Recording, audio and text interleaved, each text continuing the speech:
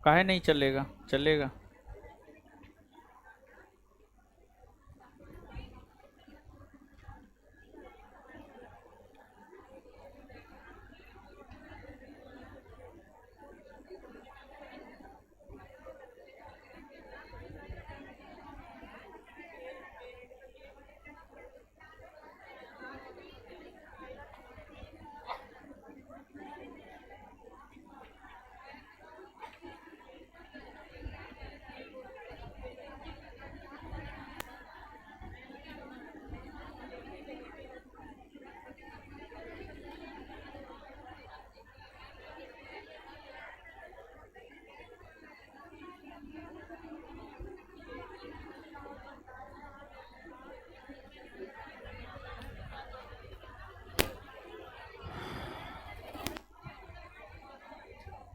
क्या कर रहे हैं आप लोग?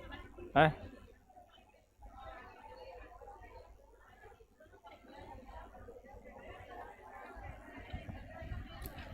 इधर उधर करने थोड़े बोले हैं।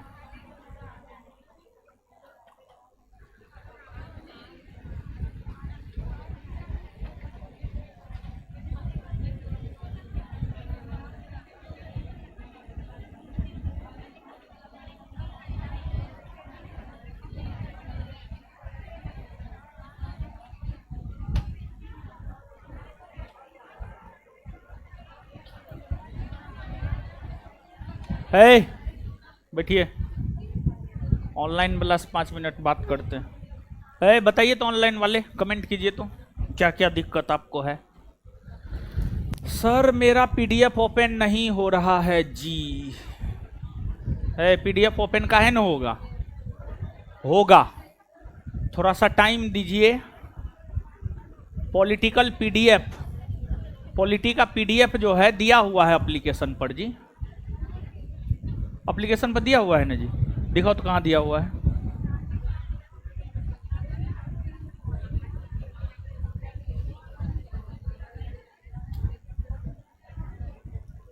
अभी एडमिशनों ने हुआ है, हे ही शुरू कर दीजिए, हे शुरू कर दीजिए। पहले पैसा लेंगे तब ना सब चीज शुरू करेंगे। हाँ, पॉलिटी का पीडीएफ तो दिया हुआ है जी, सेकेंड बैच है ना। बिहार दरोगा सेकेंड बैच 19 जुलाई view course recorded polity video PDF दिया हुआ है जी। क्या बात करते हैं, पीडीएफ दिया हुआ है और देखिए एक बार में तो ओपन हुआ है। खाली झूठ फूस बोलते हैं आप लोग महाराज।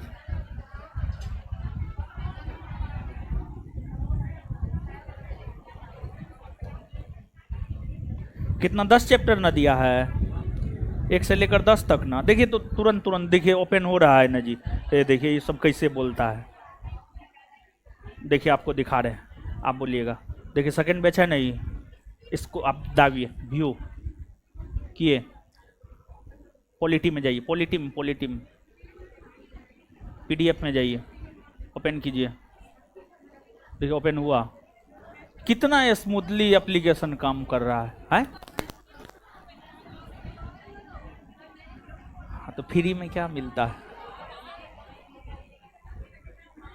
चलिए, जो बैच परचेज कर लिए होंगे उनको पीडीएफ सब दिखाई देता होगा। ऑनलाइन वालों को बोल रहे हैं।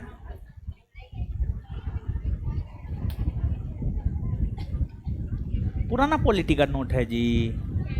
हे भगवान, आप सब चीज पुराना खरीद ली हैं।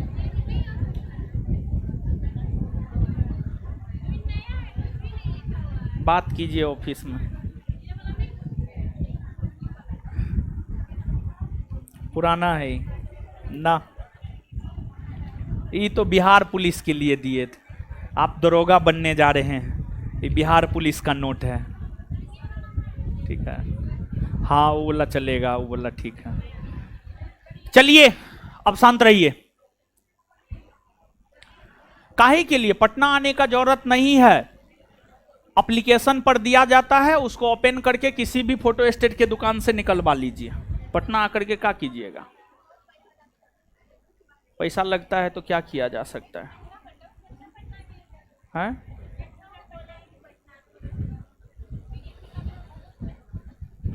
चलिए आइए,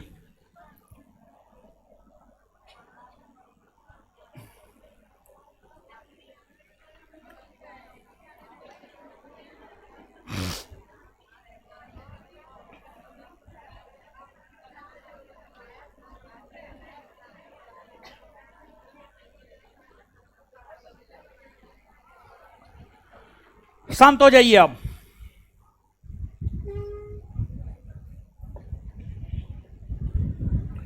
शांत हो जाइए। भारतीय राज्य व्यवस्था, पिछले क्लास में हम स्टार्ट कर दिए थे और पिछले क्लास में कुछ चीज हम आपको बताए थे, जैसा कि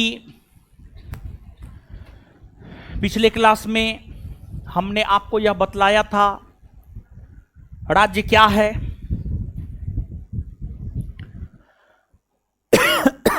राज्य क्या है, संविधान क्या है,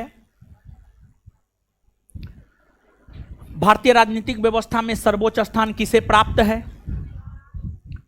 यह सब बात पिछले क्लास में हम आपको बतलाए थे, ठीक है।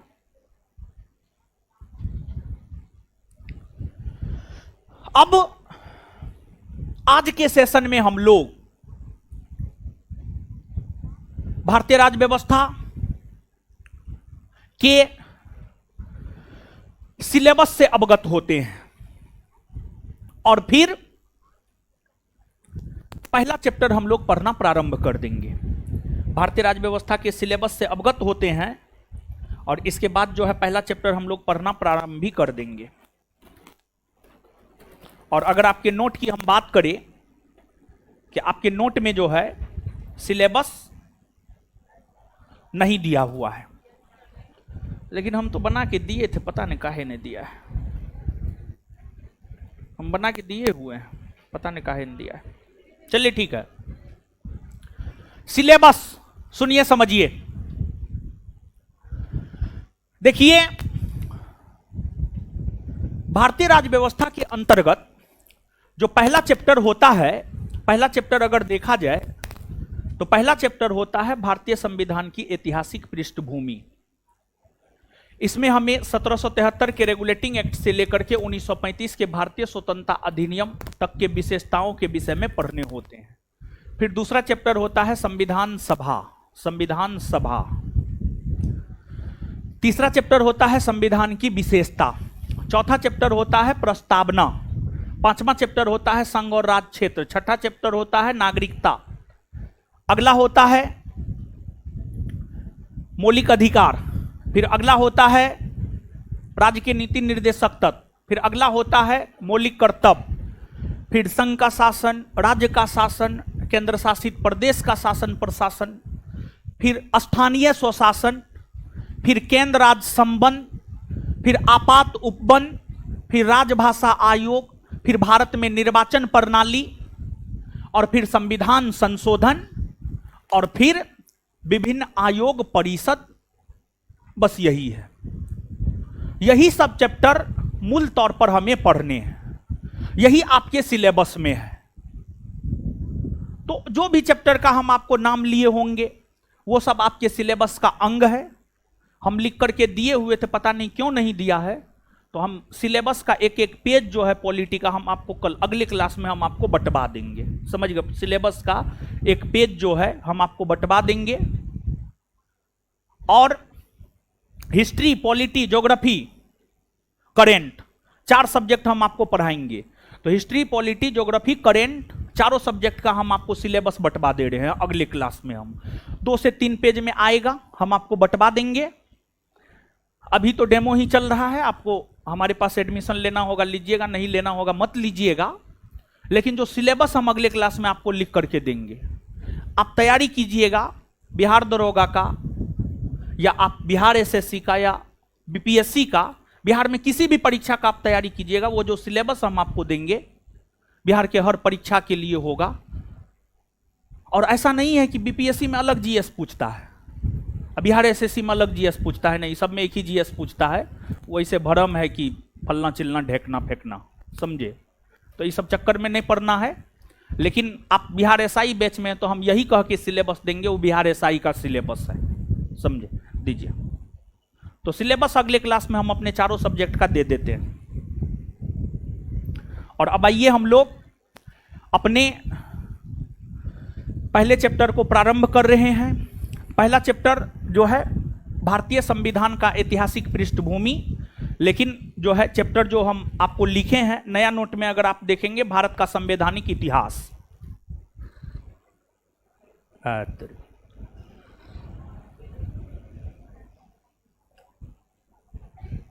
चाय में जानते हैं और लगता,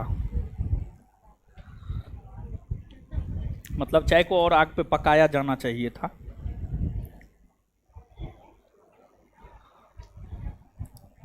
अरे थोड़ा समय दे करके अच्छा चाय लाया करो यार।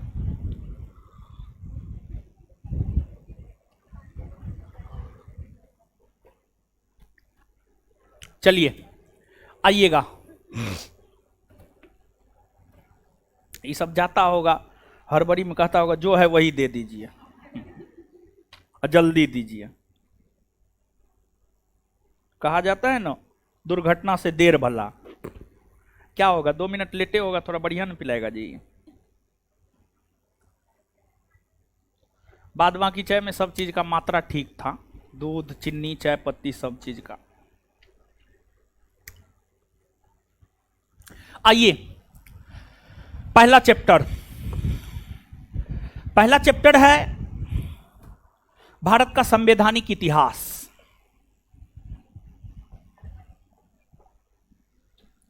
भारत का संवैधानिक इतिहास।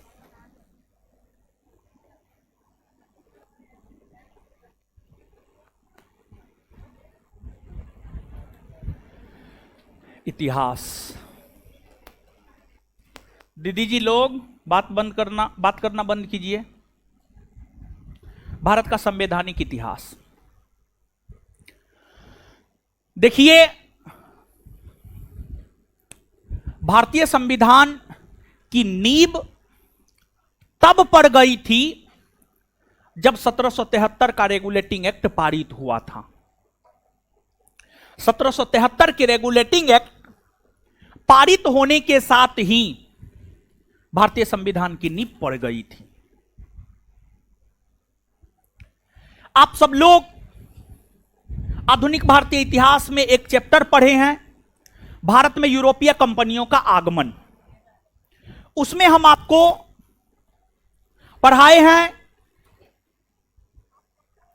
अंग्रेजी ईस्ट इंडिया कंपनी के विषय में। आप याद कीजिए,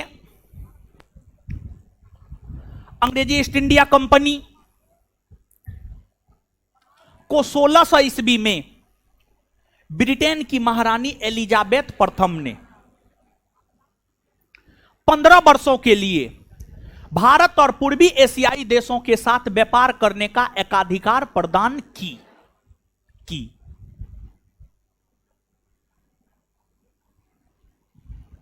लेकिन आगे चलकर ब्रिटेन के सम्राट, ब्रिटेन के राजा जेम्स प्रथम ने 1609 ईस्वी में अंग्रेजी ईस्ट इंडिया कंपनी को भारत और पूर्वी एशियाई देशों के साथ व्यापार करने को लेकर अनिश्चितकालीन व्यापारिक एकाधिकार प्रदान किया। और फिर अंग्रेजी ईस्ट इंडिया कंपनी भारत में व्यापार करने के लिए आई। अगर अंग्रेजी ईस्ट इंडिया कंपनी या ब्रिटिश ईस्ट इंडिया कंपनी की हम लोग बात करें, तो जो अंग्रेजी ईस्ट इंडिया कंपनी या ब्रिटिश ईस्ट इंडिया कंपनी है, जो अंग्रेजी ईस्ट इंडिया कंपनी या ब्रिटिश ईस्ट इंडिया कंपनी है, तो अंग्रेजी ईस्ट इंडिया कंपनी या British east India company Bharat व्यापार करने के लिए आई। अंग्रेजी ईस्ट इंडिया कंपनी या British east India company Bharat व्यापार करने के लिए आई। और जब यह कंपनी भारत व्यापार करने के लिए आई तो चांदी लेकर आता था यह कंपनी, चांदी लेकर यह कंपनी आता था, और उसी माध्यम से अंग्रेजी ईस्ट इंडिया कंपनी भारत में व्यापार किया करती थी। अंग्रेजी ईस्ट इंडिया कंपनी की स्थापना अकबर के समय, मुगल बादशाह अकबर के समय हुआ और अंग्रेजी ईस्ट इंडिया कंपनी भारत में व्यापार करना शुरू की जहांगीर के समय, और औरंगजेब के समय तक अंग्रेजी ईस्ट इंडिया कंपनी का भारत में अगर देखा जाए तो व्यापारिक स्थिति काफी मजबूत हो गया भारत में। और आगे चलकर 1707 ईस्वी में मुगल बादशाह औरंगजेब का निधन हो गया, और औरंगजेब के निधन होने के बाद कोई भी योग्य मुगल बादशाह नहीं हुए। औरंगजेब के निधन होने के बाद अगर देखा जाए तो कोई भी योग्य मुगल बादशाह उत्पन्न नहीं हुए, और 1707 ईस्वी में औरंगजेब के निधन होने के बाद कोई योग्य मुगल बादशाह उत्पन्न नहीं हुए, अयोग्य मुगल बादशाह सब हुए। उसी का फायदा अंग्रेजी कंपनी ने भी उठाया, और 1707 ईस्वी के बाद भारत में जो राजनीतिक अस्थिरता का दौर उत्पन्न हो गया था, उसका फायदा उठाते हुए अंग्रेजी ईस्ट इंडिया कंपनी ने 1757 के पलासी के युद्ध में बंगाल के नवाब को पराजित कर, और 1764 के युद्ध में, 1764 के बक्सर के युद्ध में भारत की संयुक्त सेना को अंग्रेजी ईस्ट इंडिया कंपनी पराजित कर भारत में राजनीतिक तौर पर अपनी स्थिति को मजबूत किया। और 1765 के बाद अंग्रेजी ईस्ट इंडिया कंपनी सीधे तौर पर, प्रत्यक्ष तौर पर भारत की राजनीति में हस्तक्षेप करना शुरू कर दिया था। तो अंग्रेजी ईस्ट इंडिया कंपनी जो कि एक व्यापारिक कंपनी था, अंग्रेजी ईस्ट इंडिया कंपनी की हम बात करें तो जो अंग्रेजी ईस्ट इंडिया कंपनी था, अंग्रेजी ईस्ट इंडिया कंपनी एक व्यापारिक कंपनी था। अंग्रेजी ईस्ट इंडिया कंपनी एक व्यापारिक कंपनी था, और उस कंपनी का मूल उद्देश्य था व्यापार करना, और वह कंपनी व्यापार कर भी रहा था, और व्यापार करने के साथ साथ वह कंपनी भारत की राजनीति में भी हस्तक्षेप करना शुरू कर दिया, और प्रत्यक्ष तौर पर भारत की राजनीति में अंग्रेजी कंपनी हस्तक्षेप करना शुरू कर दिया। तो ब्रिटिश संसद को यह लगने लगा कि अगर अंग्रेजी कंपनी पर नियंत्रण स्थापित नहीं किया जाएगा तो यह कंपनी आगे बहुत कुछ कर सकती है। तो ब्रिटिश संसद ब्रिटिश कंपनी पर अपना नियंत्रण स्थापित करने को लेकर ही 1773 ईस्वी में एक एक्ट पारित किया, जिसे 1773 का रेगुलेटिंग एक्ट या हिंदी में नियामक अधिनियम 1773 कहा जाता है। नियामक अधिनियम 1773 कहा जाता है। तो गौर फरमाइएगा आप यहां पे थोड़ा सा गौर ये फरमाना है, अंग्रेजी कंपनी व्यापारिक कंपनी थी। अंग्रेजी कंपनी कैसी कंपनी थी? हाँ, व्यापारिक कंपनी थी। और व्यापारिक कंपनी थी तो वह भारत क्या करने के लिए आई? व्यापार। वह भारत क्या करने के लिए आई? व्यापार। अंग्रेजी कंपनी व्यापारिक कंपनी थी, वह भारत आई व्यापार करने के लिए। भारत में अंग्रेजी कंपनी व्यापार किया, लेकिन 1707 ईस्वी में औरंगजेब के निधन होने के बाद भारत में जो राजनीतिक अस्थिरता उत्पन्न हुआ, उसी का फायदा अंग्रेजी कंपनी ने उठाया और अंग्रेजी कंपनी भारत की राजनीति में हस्तक्षेप करने लगा। तो अंग्रेजी कंपनी जो कि ब्रिटेन की कंपनी थी, वो भारत आकर भारत की राजनीति में हस्तक्षेप करने लगा। अंग्रेजी कंपनी जो कि ब्रिटेन की कंपनी थी, वह भारत आकर भारत में व्यापार करने के साथ साथ भारत की राजनीति में हस्तक्षेप करने लगा। तो ब्रिटिश संसद को लगा कि इस कंपनी को अपने नियंत्रण में रखा जाए। तो ब्रिटिश संसद ने ब्रिटिश कंपनी को अपने नियंत्रण में रखने हेतु जो पहला अधिनियम पारित किया है, वही पहला अधिनियम कहलाता है रेगुलेटिंग एक्ट, जो कि 1773 ईस्वी में पारित हुआ है।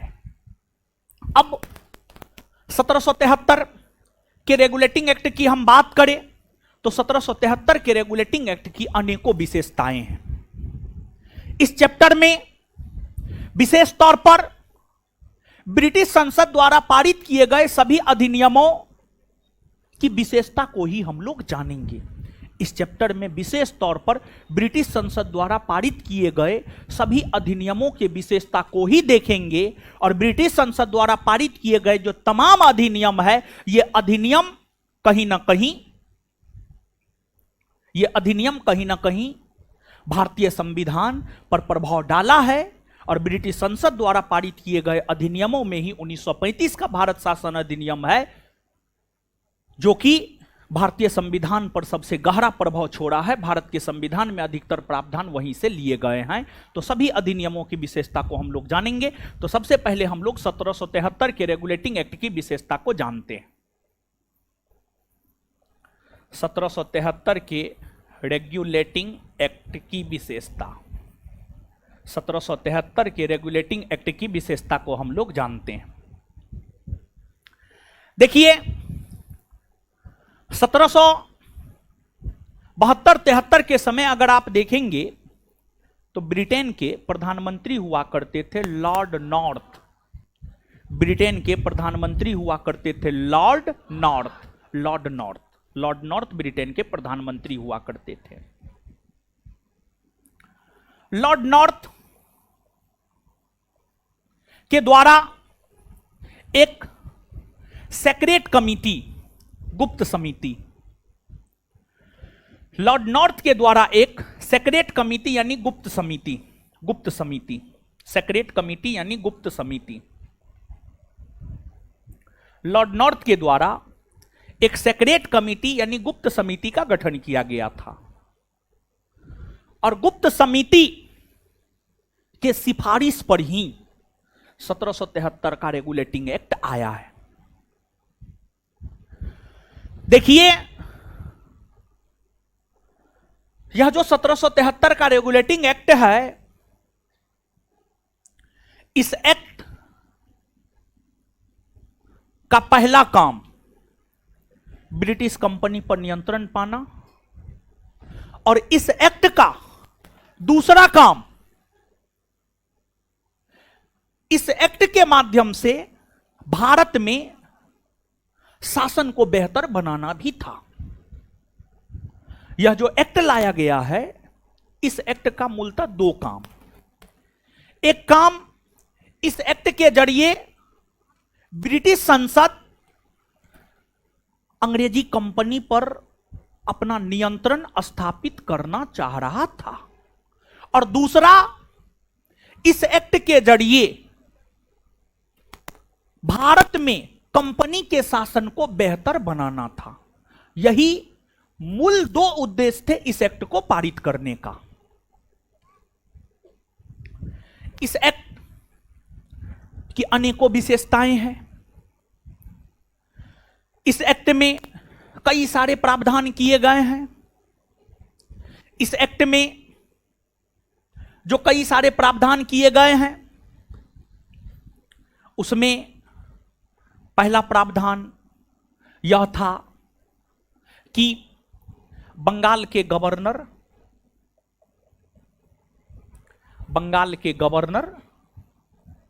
के कार्य अधिकार शक्ति में इजाफा करते हुए बंगाल के गवर्नर का पदनाम बदलकर बंगाल का गवर्नर जनरल कर दिया जाएगा।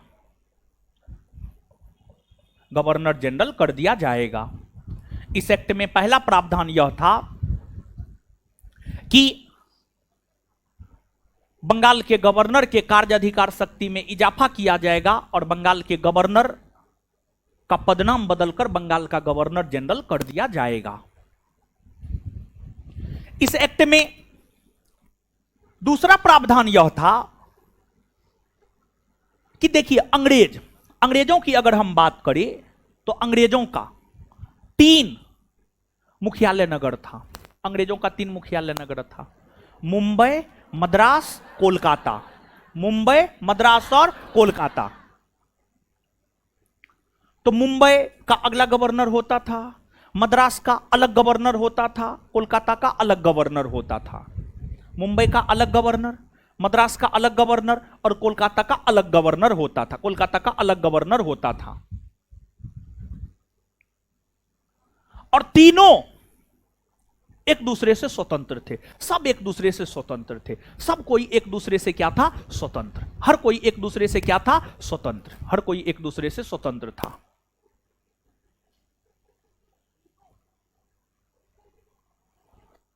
लेकिन 1773 के रेगुलेटिंग एक्ट में यह प्रावधान किया गया कि मुंबई और मद्रास के गवर्नर जनरल को बंगाल के गवर्नर जनरल के अधीन कर दिया जाएगा, बंगाल के गवर्नर जनरल के अधीन कर दिया जाएगा। तो इस एक्ट के तहत जो है, इस एक्ट के तहत अगर देखा जाए तो मुंबई और मद्रास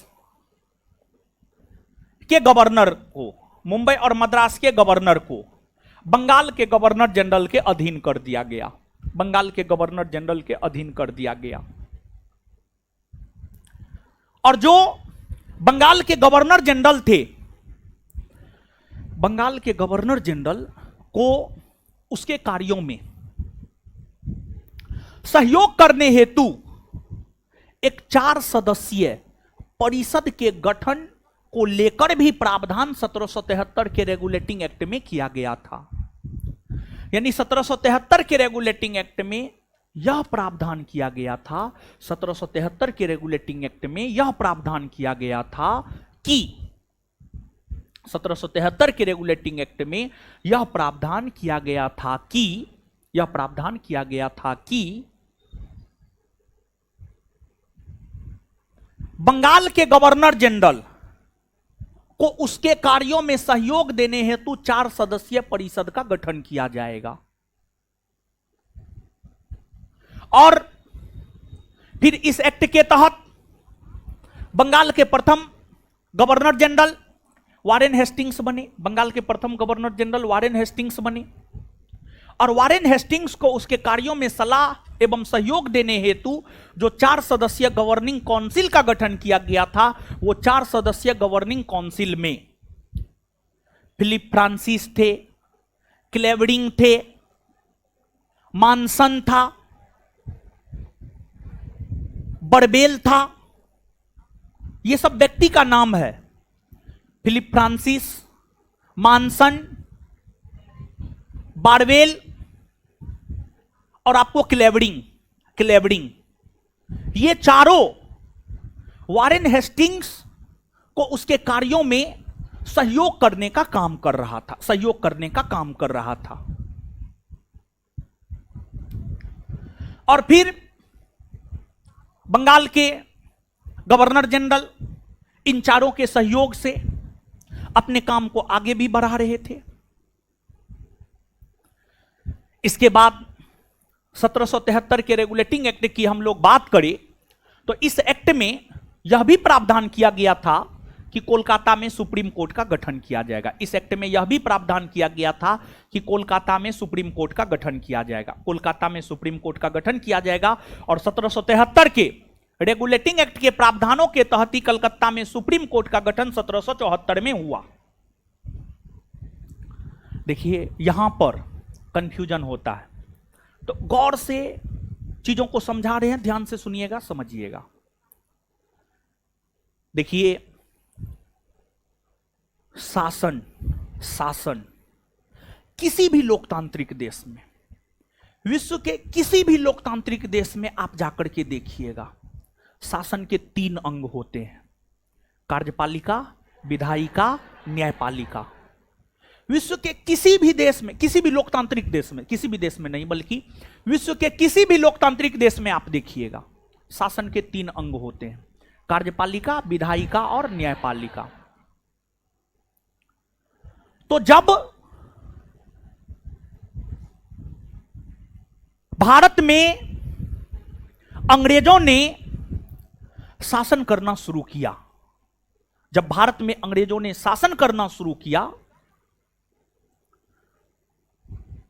तो भारत में न्यायिक संगठन की स्थापना भी अंग्रेजों ने किया। भारत में न्यायिक संगठन की भी स्थापना अंग्रेजों ने किया ताकि न्याय मिल सके, ताकि भारत के लोगों को न्याय मिल सके, न्याय मिल सके। शुरू में तो अंग्रेज सिर्फ बंगाले तक न थे जी, तो बंगाल के क्षेत्र के लिए कलकत्ता में सुप्रीम कोर्ट का गठन किया। कलकत्ता में सुप्रीम कोर्ट का गठन 1773 के रेगुलेटिंग एक्ट के तहत 1774 ईस्वी में हुए। यह कलकत्ता के लिए सुप्रीम कोर्ट था, यह सिर्फ बंगाल के क्षेत्र के लिए सुप्रीम कोर्ट था। जबकि आजादी के बाद 28 जनवरी 1950 को भारत के सुप्रीम कोर्ट का गठन हुआ है, और 28 जनवरी 1950 को जो भारत के लिए सुप्रीम कोर्ट का उद्घाटन हुआ है, वो सुप्रीम कोर्ट पूरे देश के लिए है, पूरे देश के लिए है। गौर फरमाइएगा आप इस बात पे। 28 जनवरी 1950 को जिस सुप्रीम कोर्ट का गठन दिल्ली में हुआ है, वह सुप्रीम कोर्ट पूरे देश के लिए है, वह सुप्रीम कोर्ट पूरे देश के लिए है। और 1773 के रेगुलेटिंग एक्ट के तहत 1774 ईस्वी में जो सुप्रीम कोर्ट का गठन कोलकाता में हुआ है, यह सिर्फ बंगाल के क्षेत्र के लिए था, यह सिर्फ बंगाल के क्षेत्र के लिए था। तो कलकत्ता में सुप्रीम कोर्ट का गठन हुआ। जैसे आज वर्तमान में सुप्रीम कोर्ट में एक मुख्य न्यायाधीश होते हैं, कुछ अन्य न्यायाधीश होते हैं। वर्तमान में सुप्रीम कोर्ट में एक मुख्य न्यायाधीश और 33 अन्य न्यायाधीश हैं। तो वैसे ही जब कोलकाता में सुप्रीम कोर्ट का गठन किया गया था, तो कोलकाता के सुप्रीम कोर्ट में एगो मुख्य न्यायाधीश और 3 गो अन्य न्यायाधीश था। कोलकाता के सुप्रीम कोर्ट में एक मुख्य न्यायाधीश और 3 गो अन्य न्यायाधीश था।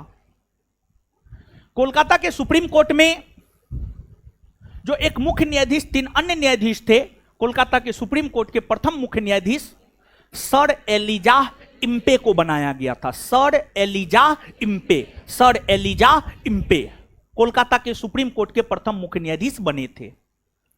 वही कोलकाता के सुप्रीम कोर्ट के जो 3 अन्य न्यायाधीश थे, हाइड, चैम्बर्स, लिमेस्टर, हाइड, चैम्बर्स और लिमेस्टर, हाइड, चैम्बर्स और लिमेस्टर, यही कलकत्ता के सुप्रीम कोर्ट के 3 अन्य न्यायाधीश थे। और देखिए इस एक्ट में हुआ क्या था जानते हैं?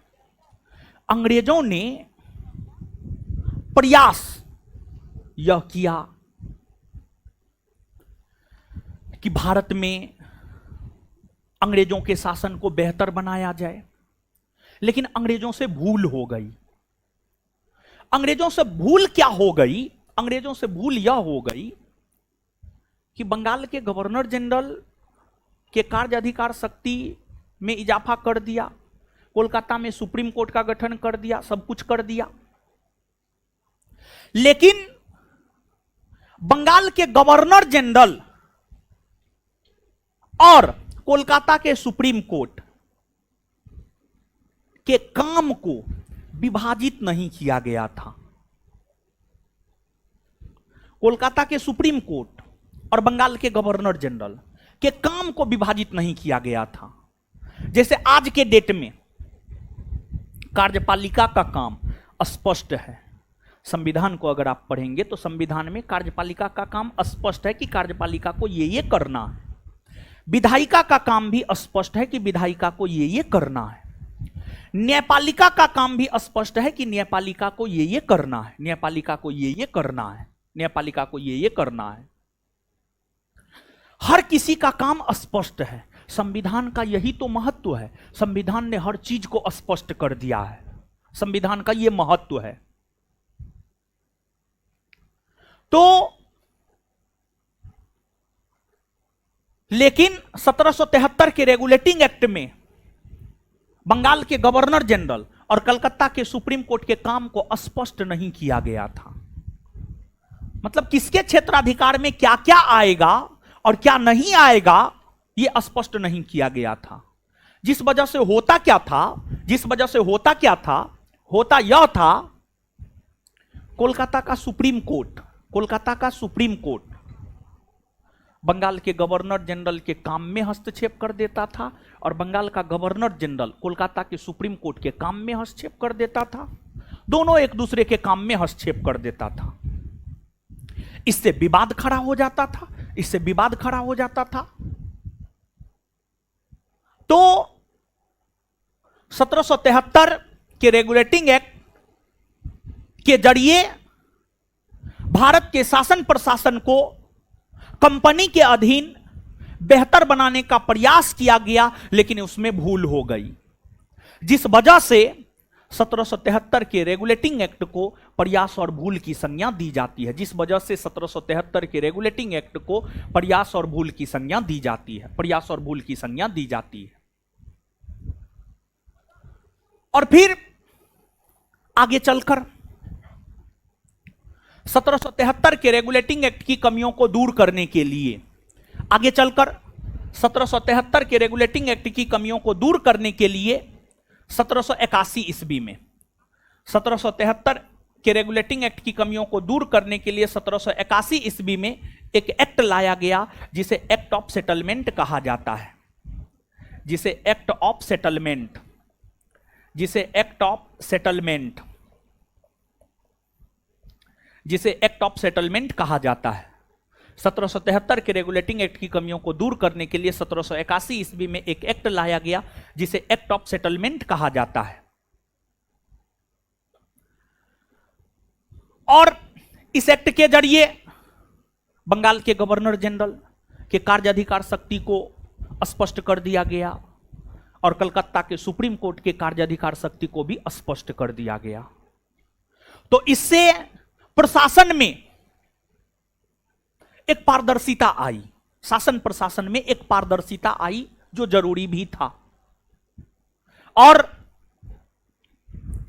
1773 के रेगुलेटिंग एक्ट के जरिए कहीं ना कहीं भारत में केंद्रीय प्रशासन की नींव पड़ी, केंद्रीय प्रशासन की जो है आपको नींव पड़ी हुई भी मानी जाती है। तो ये 1773 के रेगुलेटिंग एक्ट के विषय में हुआ। तो आप 1773 के रेगुलेटिंग एक्ट को थोड़ा सा पढ़िए, पढ़िए तो।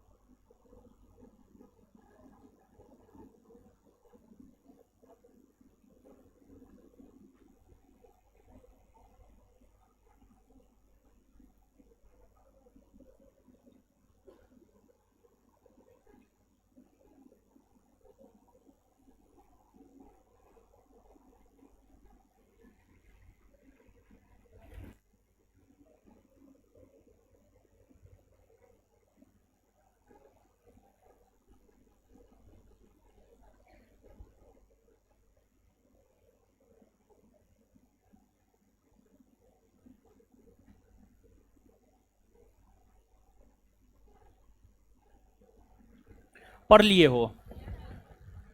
चलिए आइए तो बताइए तो फटाफट।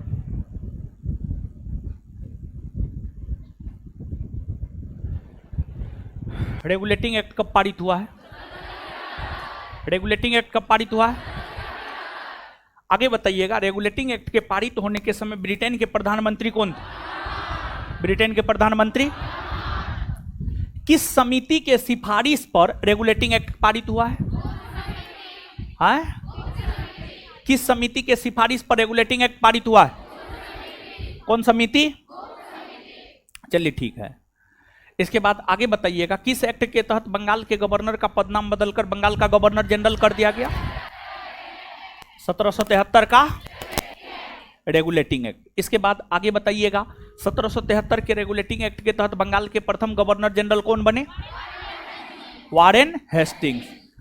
1773 के रेगुलेटिंग एक्ट के तहत बंगाल के गवर्नर जनरल को उसके कार्यों में सहयोग देने हेतु कितना सदस्यीय गवर्निंग काउंसिल का गठन किया गया? कितना सदस्य? कितना सदस्य? कितना सदस्य? 4 सदस्य। अच्छा, जो 4 सदस्यीय गवर्निंग काउंसिल का गठन किया गया था, वो 4 सदस्य वारेन हेस्टिंग्स के 4 सदस्यीय गवर्निंग काउंसिल में कौन कौन था? नोट में दिया हुआ है। Philip Francis, Clavering, Barwell, Monson. ठीक है। तो वारेन हेस्टिंग्स के गवर्निंग काउंसिल में जो 4 सदस्य थे वो कौन कौन थे?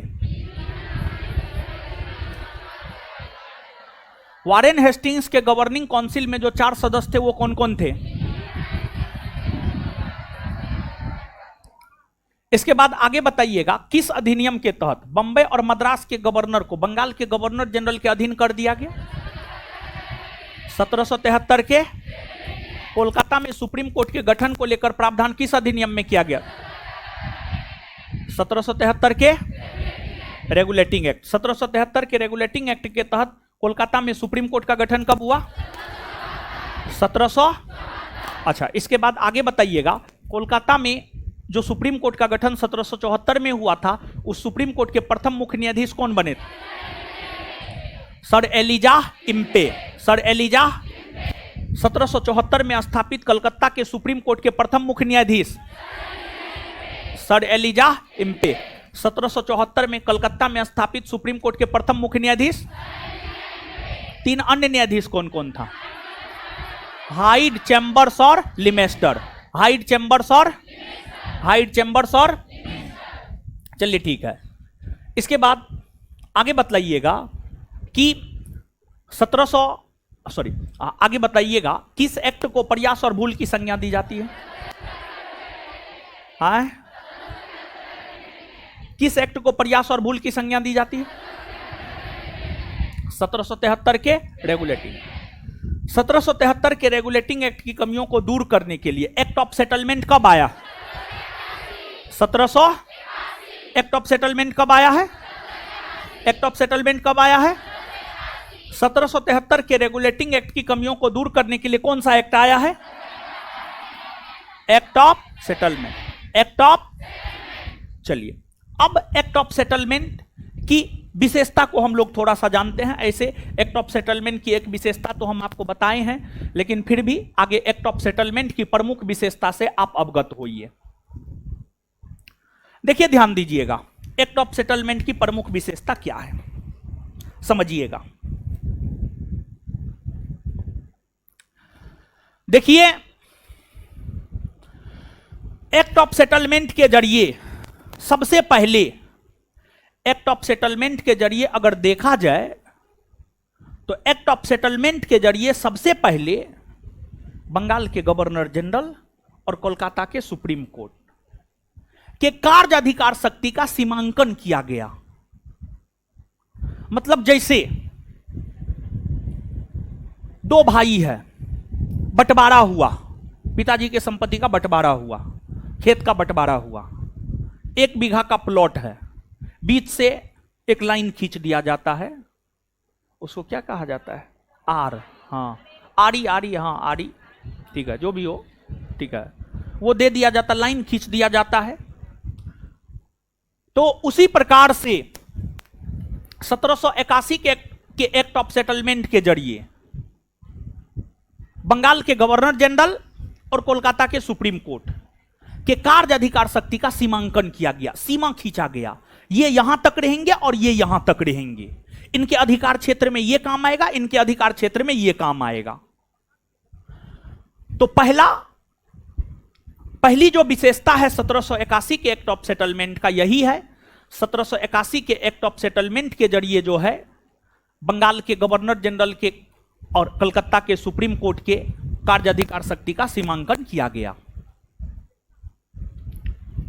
दूसरी विशेषता यह है कि इस एक्ट में यह प्रावधान किया गया कि जो बंगाल की सरकार है, वह बिहार और उड़ीसा के लिए भी विधि का निर्माण करेगा। जो बंगाल की सरकार है वह ओडिशा और बिहार के लिए भी विधि का निर्माण करेगा। फिर अगला प्रावधान इसमें किया गया एक्ट ऑफ सेटलमेंट में, अंग्रेजी कंपनी के अधीन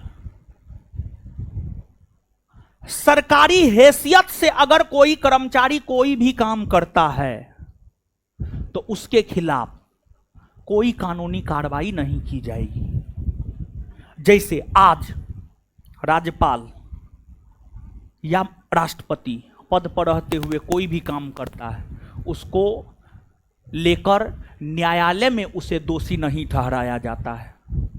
उसी प्रकार से 1781 के एक्ट ऑफ सेटलमेंट में यह प्रावधान किया गया था कि अंग्रेजी कंपनी के अधीन जो सरकारी कर्मचारी है, वह सरकारी हैसियत से अगर कोई काम करता है तो उनके खिलाफ कोलकाता का हाई कोर्ट कोई कानूनी कार्रवाई नहीं करेगा। इसके अलावे एक्ट ऑफ सेटलमेंट के जरिए कोलकाता के सभी निवासियों को कोलकाता सर्वोच्च न्यायालय के क्षेत्राधिकार में लाकर रख दिया गया। यही सब 1781 के एक्ट ऑफ सेटलमेंट की विशेषता है। लेकिन 1781 के एक्ट ऑफ सेटलमेंट की विशेषताओं में विशेष तौर पर आपको इस बात को याद रखना है कि 1781 के एक्ट ऑफ सेटलमेंट के जरिए अगर देखा जाए तो 1781 के एक्ट ऑफ सेटलमेंट के जरिए बंगाल के गवर्नर जनरल और कोलकाता के सुप्रीम कोर्ट के बीच के क्षेत्राधिकार में सीमांकन किया गया। सबसे ज्यादा जरूरी यही पॉइंट है, इसी पॉइंट को आपको याद रखना है। सबसे ज्यादा जरूरी यही पॉइंट है, इसी को याद रखना है। बताने के लिए 3-4-5 पॉइंट हमने 3-4-5 विशेषता बतलाया है, वो 3-4-5 विशेषता नहीं भी याद रखेंगे कोई दिक्कत नहीं है, लेकिन ये जो इस लाइन को हम 2 बार 3 बार 4 बार करके बोले हैं ये जरूरी है। 1773 के रेगुलेटिंग एक्ट के बाद अगला जो एक्ट पारित हुआ है 1784 ईस्वी में, उसे हम लोग 1784 का पिट्स इंडिया एक्ट कहते हैं। 1784 का पिट्स इंडिया एक्ट, 1784 का पिट्स इंडिया एक्ट, 1784 का पिट्स इंडिया एक्ट। अब हम लोग 1784 के पिट्स इंडिया एक्ट के विषय में जानने का प्रयास करते हैं कि 1784 के पिट्स इंडिया एक्ट की क्या क्या प्रमुख विशेषता है। 1784 के पिट्स इंडिया एक्ट की क्या क्या प्रमुख विशेषता है, तो देखिए समझिए।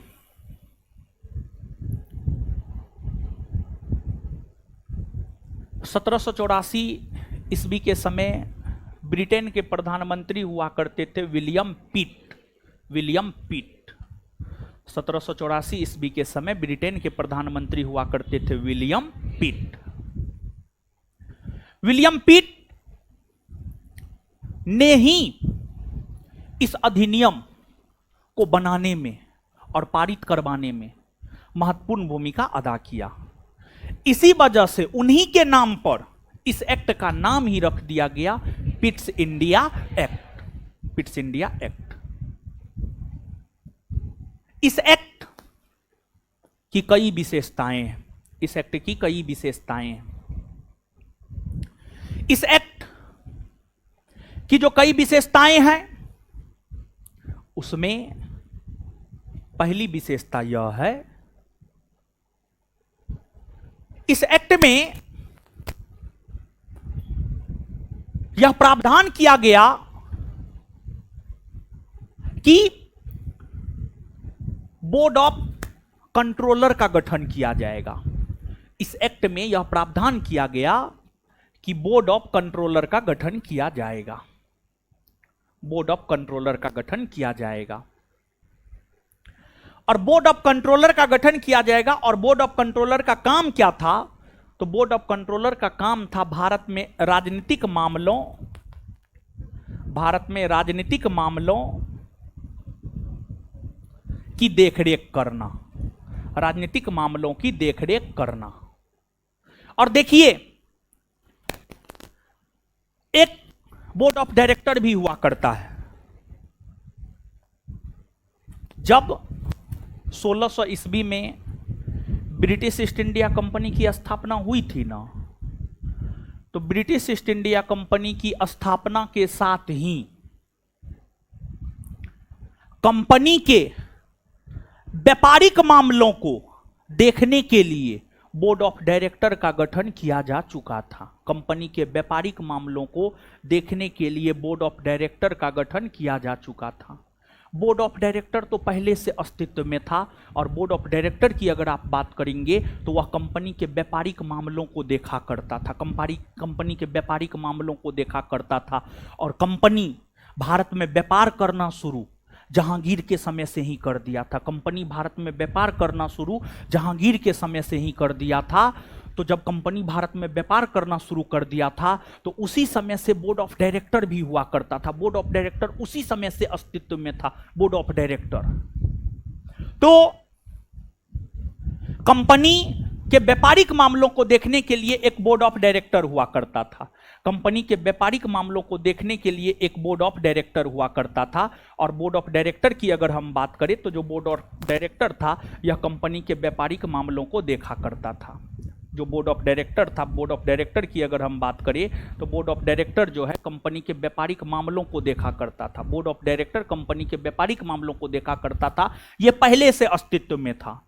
जब से कंपनी भारत में व्यापार करना शुरू की थी उसी टाइम से बोर्ड ऑफ डायरेक्टर अस्तित्व में था। लेकिन 1784 के पिट्स इंडिया एक्ट में बोर्ड ऑफ कंट्रोलर का गठन किया गया। बोर्ड ऑफ कंट्रोलर कंपनी के राजनीतिक मामलों को देखता। तो अब आप देखिएगा कि बोर्ड ऑफ डायरेक्टर पहले से कंपनी के व्यापारिक मामला को देख रहा था। अब बोर्ड ऑफ कंट्रोलर का गठन 1784 के पिट्स इंडिया एक्ट के तहत किया गया जो कंपनी के राजनीतिक मामलों को देख रहा था। मतलब कहीं ना कहीं दो संस्था काम कर रहा था, बोर्ड ऑफ डायरेक्टर और बोर्ड ऑफ कंट्रोलर। तो हम यह कह सकते हैं कि जो 1784 का पिट्स इंडिया एक्ट है इसके तहत द्वैध शासन, इसके तहत भारत में द्वैध शासन की शुरुआत हुई। इसके तहत भारत में द्वैध शासन की शुरुआत हुई क्योंकि दो दो संस्था भारत में कार्यरत है।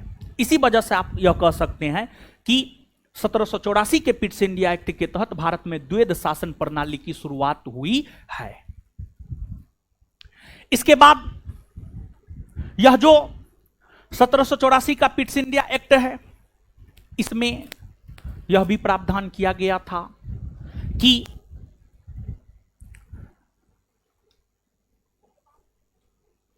अंग्रेजी कंपनी भारत में जिन भी क्षेत्रों को युद्ध के माध्यम से जीत रहा है वह ब्रिटिश आधिपत्य वाला क्षेत्र कहलाएगा। इस एक्ट में यह भी प्रावधान किया गया था, इस एक्ट में यह भी प्रावधान किया गया था कि इस एक्ट में यह भी प्रावधान किया गया था कि अंग्रेजी कंपनी भारत में जिन भी क्षेत्रों को युद्ध के माध्यम से जीतेगा वह ब्रिटिश आधिपत्य वाला क्षेत्र कहलाएगा, वह ब्रिटिश आधिपत्य वाला क्षेत्र कहलाएगा। तो इसके बाद अंग्रेजी कंपनी जो भी क्षेत्र जीतने लगा वो ब्रिटिश आधिपत्य वाला क्षेत्र कहलाने लगा। फिर इस एक्ट के तहत ही जो है आपको गवर्नर जनरल के गवर्निंग काउंसिल की सदस्य संख्या 4 से घटाकर 3 कर दिया गया, 4 से घटाकर 3 कर दिया गया। इस एक्ट में भी कई सारी कमियां थी। इस एक्ट की कमियों को दूर करने के लिए ही 1786 ईस्वी में एक एक्ट आया है जिसे 1786 का अमेंडमेंट एक्ट कहा जाता है। तो जो 1784 का पिट्स इंडिया एक्ट है, 1784 के पिट्स इंडिया एक्ट की अगर आप बात करेंगे तो 1784 के पिट्स इंडिया एक्ट की कमियों को दूर करने के लिए 1786 ईस्वी में एक एक्ट आया है जिसे 1786 का अमेंडमेंट एक्ट कहा जाता है, जिसे 1786 का अमेंडमेंट एक्ट कहा जाता है।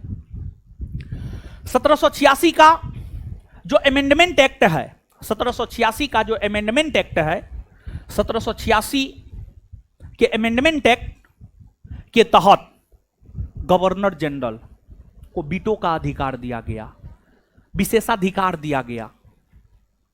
मतलब अब अंतिम तौर पर निर्णय गवर्नर जनरल ही लेता, उनके गवर्निंग काउंसिल का कोई महत्व नहीं रह गया। गवर्निंग काउंसिल अगर किसी बात में हां कह रहा है और गवर्नर जनरल ना कह दिया तो ना ही होगा। मतलब विशेषाधिकार, विशेषाधिकार 1786 के अमेंडमेंट एक्ट के तहत, 1786 के अमेंडमेंट एक्ट के तहत जो है गवर्नर जनरल को विशेषाधिकार दे दिया गया। मतलब गवर्नर जनरल जो निर्णय लेगा वही सर्वमान्य होगा, भले उनके गवर्निंग काउंसिल कुछ भी कहे, उससे कोई फर्क नहीं पड़ता है। समझ गए? तो एक बार पढ़िए आप 1784 का पिट्स इंडिया एक्ट।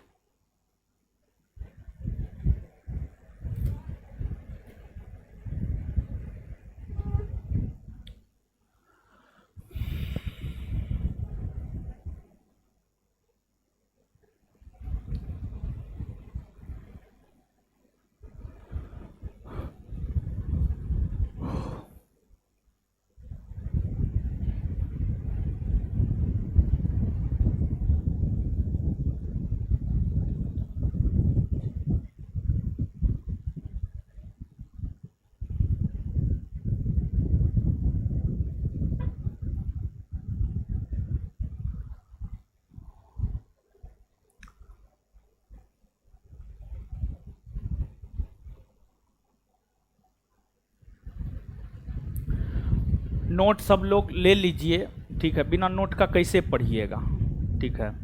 फिर घर पर भी तो रिवीजन नहीं है करते होंगे, नोट ना है तो घर पे रिवीजन क्या कीजिएगा? पढ़ लिए? बताइए पिट्स इंडिया एक्ट कब पारित हुआ है? 1700। पिट्स इंडिया एक्ट के पारित होने के समय ब्रिटेन के प्रधानमंत्री कौन थे? विलियम। किस एक्ट के तहत बोर्ड ऑफ कंट्रोलर का गठन किया गया?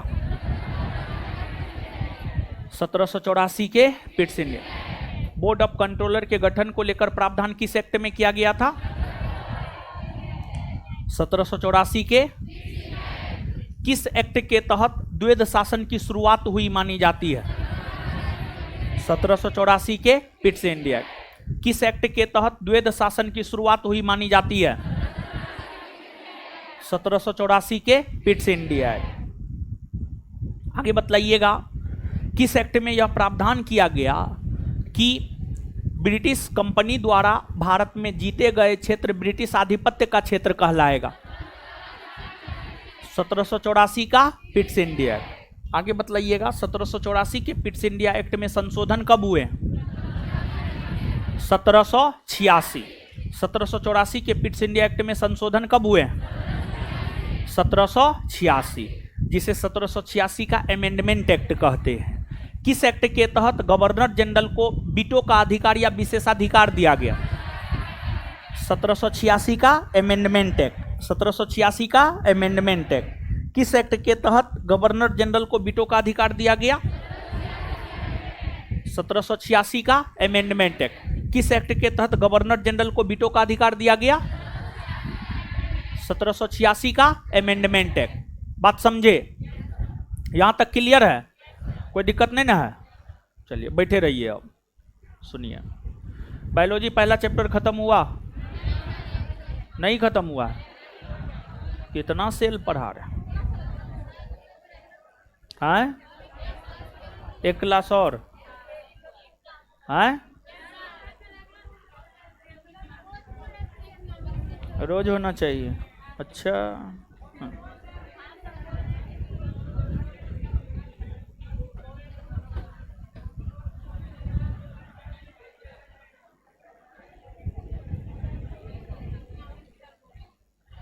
है।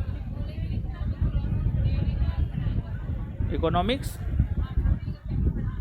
होगा, इकोनॉमिक्स भी शुरू होगा।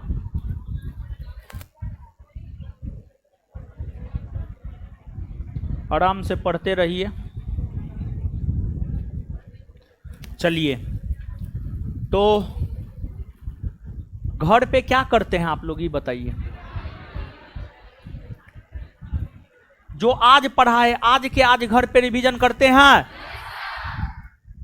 जिस रोज जो पढ़ाए सेम डे में रिवीजन कीजिए। जिस रोज जो पढ़ाए सेम डे में रिवीजन कीजिए। सेम डे में रिवीजन कीजिए आप, समझ गए? सेम डे में रिवीजन कीजिए, और जो आज पढ़ा है वो कल का होमवर्क रहेगा। ऐसे तो एक दिन छोड़ एक दिन मेरा क्लास हो रहा है, तो सुन लीजिए। हम पहले भी बोले थे, आज भी बोल रहे हैं। हल्ला मत कीजिए, सुनिए जो समझा रहे हैं, सुनिए आराम से, बक बक मत कीजिए ज़्यादा, ठीक है? जैसे आज हम जितना पढ़ाए हैं, अगले क्लास में हम आएंगे तो पूछेंगे। फिर अगला क्लास तो मेरा शुक्रवार को होगा, लेकिन बृहस्पतिवार को बायोलॉजी का क्लास होता है। तो मतलब बृहस्पतिवार को बायोलॉजी और बुधवार को जो हिस्ट्री पॉलिटी हुआ है वो पूरा आपका होमवर्क रहेगा, वो पूरा हम पूछेंगे। ये बात हम आपको पहले भी बोले हैं और आज भी बोल रहे हैं, समझ गए? तो यही आपका मेन होमवर्क रहेगा, इसी का रिवीजन आपको बार बार करना है। तो पिछले क्लास में जो हम पूछे हैं और पिछले क्लास में जो बायोलॉजी हुआ है वो आप हमको दीजिए, हम पूछेंगे आपसे। दीजिए। इतिहास में चैप्टर 1 और चैप्टर 2 का ऑब्जेक्टिव एप्लीकेशन पर अपलोड है, देखे ना? तो जो बोल रहे हैं कीजिए, और नहीं करना है जाइए सीधा। नहीं कीजिएगा तो रह करिए, क्या कीजिएगा? बेवजह का भीड़ बढ़ाइएगा, समझे? तो 2 चैप्टर आधुनिक पढ़ा दिए हैं, दोनों का ऑब्जेक्टिव अपलोड है, दोनों का ऑब्जेक्टिव जाकर के देखिए। और इससे पहले भी हम पहले वाले क्लास में भी हम आपको ये बोले हैं। कौन कौन लोग किए हैं जी दोनों चैप्टर का ऑब्जेक्टिव? कौन कौन लोग नहीं किए हैं वो हाथ खड़ा कीजिए तो। हाँ, नहीं किए हैं तो आना छोड़ दीजिए, सीधा बात है, सीधी बात, नो बकवास। जो कह रहे हैं कीजिए, और नहीं तो भागिए यहां से।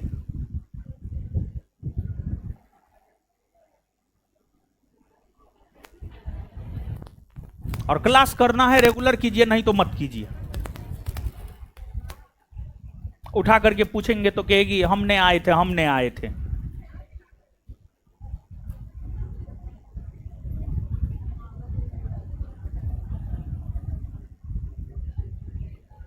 चलिए, है खड़ा होइए।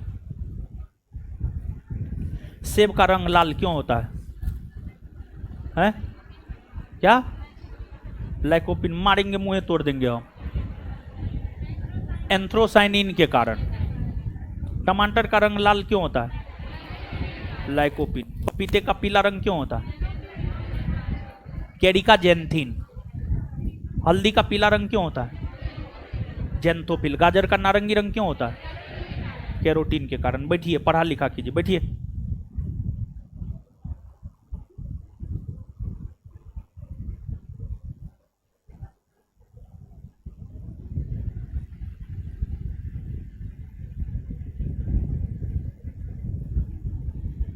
आप लोग में नियमितता न है, ठीक है? कुछ नहीं हो पाएगा ऐसे में, यही हाल रहा तो।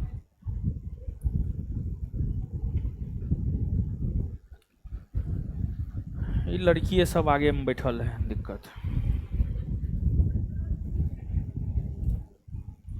बताइए तो, सम्मिलित रूप से बताइए, सम्मिलित रूप से बताइए तो।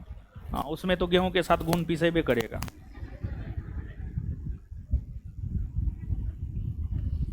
संसार की सबसे छोटी कोशिका माइकोप्लाज्मा। मानव शरीर की सबसे बड़ी कोशिका, मानव शरीर की सबसे बड़ी कोशिका अंडाणु, ओभा। मानव शरीर की सबसे लंबी कोशिका न्यूरॉन ना। कोशिका की खोज कौन किया? रॉबर्ट। कोशिका कौन भाषा का शब्द है? लैटिन ना, जिसका शाब्दिक अर्थ क्या होता है? छोटा कमरा। कोशिका सिद्धांत कौन दिया है? स्लाइडेन और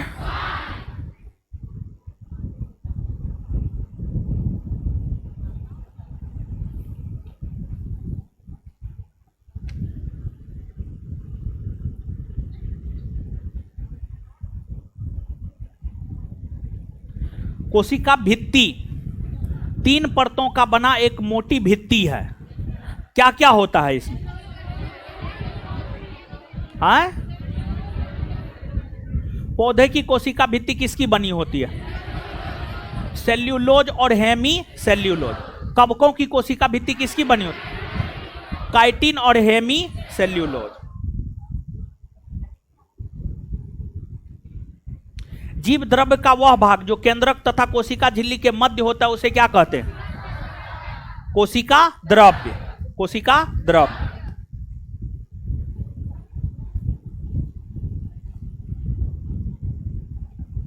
चलिए अगले क्लास में आपका बायोलॉजी का पहला चैप्टर खत्म हो जाएगा और उसके बाद बायोलॉजी पहले चैप्टर का ऑब्जेक्टिव एप्लीकेशन पर अपलोड करवा दिया जाएगा और उसको आप लोग पूरे क्वेश्चन आंसर को देख लीजिएगा। आप बायोलॉजी का नोट लीजिएगा तो उसके पीछे क्वेश्चन आंसर है। क्वेश्चन आंसर सर करवाए हुए हैं, वो जो है आपको एप्लीकेशन पर अपलोड कर दिया जाएगा। इस पूरे क्वेश्चन आंसर को देख लीजिएगा और जब बायोलॉजी का पहला चैप्टर सुन लीजिए, जब बायोलॉजी का पहला चैप्टर खत्म हो जाएगा ना तो उसके अगले क्लास में बायोलॉजी का जितना क्वेश्चन आंसर है हम आपसे पूछेंगे। और सुनिए, बैठे रहिए, बैठे रहिए, क्वेश्चन पूछ रहे हैं जवाब दीजिए।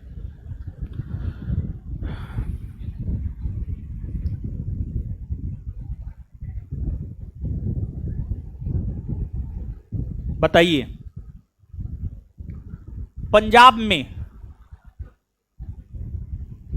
रंजीत सिंह द्वारा स्थापित सिख राज के अंतर्गत रंजीत सिंह का उत्तराधिकारी कौन बना था? खडक। पंजाब को जीतकर अंग्रेजी कंपनी के साम्राज्य में कब मिलाया गया? 1849। जब गुरु का पद समाप्त हो गया, सिख धर्म में नेता का पद आया। नेता के पद पर सर्वप्रथम कौन बैठा?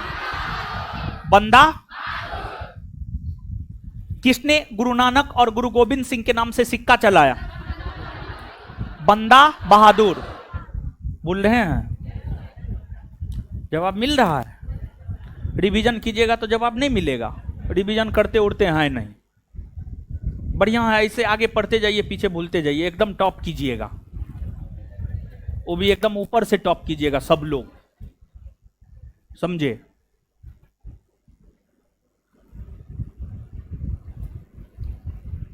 इसके बाद आगे बताइएगा।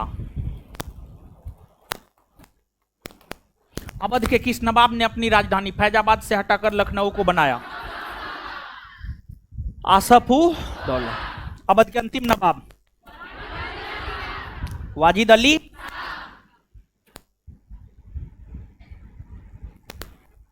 राजा राम मोहन राय का पूर्वगामी किसे माना जाता है? अलबू। करेक्ट।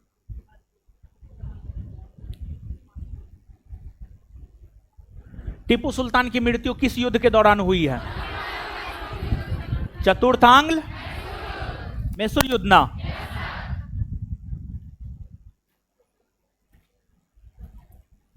राज्य होने के लिए कौन से 4 गुणों का होना आवश्यक है?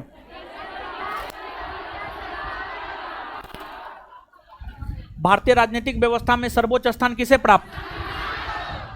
संविधान को। चलिए ठीक है, तो अगले क्लास में सुन लीजिए, एकदम फरियाद दे रहे हैं, फरियाद दे रहे हैं। भले एडमिशन नहीं हुआ है लेकिन अगले क्लास से हम कूटेंगे, समझे? हम अपने भी टाइम टेबल में सुधार कर रहे हैं। आज तो हम थोड़ा सा आ गए थे लेकिन बीच में जाम में फंस गए। हम अपने टाइम टेबल में सुधार करें। 15 मिनट डेली पूछने का रहेगा, समझ गए? और जो है इस माह के अंत होते होते जितना पढ़ाया जाएगा उसका एक टेस्ट होगा, समझे? उसका एक टेस्ट होगा और जो होगा सो होगा। तो होमवर्क हम क्लियर कर रहे हैं, सुनिए। और ऑफलाइन वाले लोग बैठे रहिए 1 मिनट, होमवर्क क्लियर कर रहे हैं। अगले क्लास का होमवर्क है आपका, कल बायोलॉजी पहला चैप्टर खत्म हो जाएगा, कल खत्म हो जाएगा, कल एकदम खत्म हो जाएगा। बायोलॉजी पहला चैप्टर सब्जेक्टिव ऑब्जेक्टिव पूरा पूछेंगे हम शुक्रवार को, ठीक है? उसके बाद दूसरा होमवर्क आपका यह है, जहां तक हम पढ़ाए हैं बंगाल के गवर्नर, गवर्नर जनरल में, वहां तक हम आपसे पूछेंगे। ये आपका होमवर्क है, ठीक है, समझे? काट दीजिए अब ऑनलाइन, मिलते हैं अगले क्लास में ऑनलाइन। ऑफलाइन वाले लोग 1 मिनट रुकिए सिर्फ।